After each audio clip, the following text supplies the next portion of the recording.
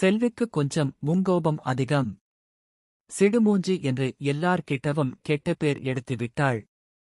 சின்ன வயதில் நல்ல குணங்கள் பழகாவிட்டால் என்ன செய்வது என்று அவள் அம்மா வருத்தப்படாத நாட்களே இல்லை.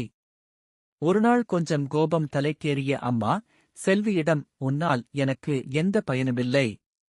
நீ இந்த வீட்டில் இனி இருக்க வேண்டாம். அப்படித் தொடர்ந்து இருக்கணும்னு நினைச்சா நான் சொல்றதைச் செய்தால் இருக்கலாம் என்றாள். பள்ளிக்கூடத்தில் அவள் எல்லோரையும் அடித்து விடுவதாகவும் எல்லாரிடமும் சண்டை போடுவதாகவும் ரிப்போர்ட் வந்தது. வீட்டில் தோட்டம் போன்ற செடி கொடிகள் நிரம்பி இருந்ததால் அவள் அம்மா ஒருநாள், இதோ பாரு செல்வி, நீ போய் நம்ம தோட்டத்துக்கு வரும் மயிலின் தோகையிலிருந்து ஒரு கொத்து கொண்டு வா. கொண்டு வந்தால் வீட்டில் இருக்கலாம் என்று கண்டித்து அனுப்பிவிட்டாள்.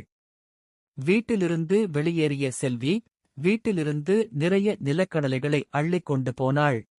அப்போது தோட்டத்துக்கு ஒரு நீண்ட தோகையுள்ள மயில் மேய வந்திருந்தது.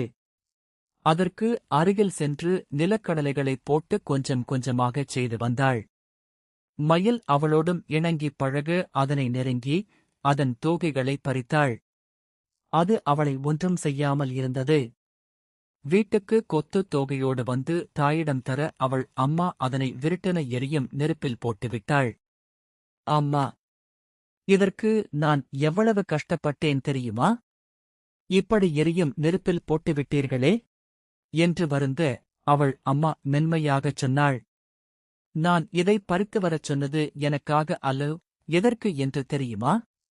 உனக்கு பொறுமை வரத்தான் என்று சொல்ல தன் முங்கோபத்தை கொஞ்சம் கொஞ்சமாக விடப் பழகிக் கொண்டாள் செல்வி.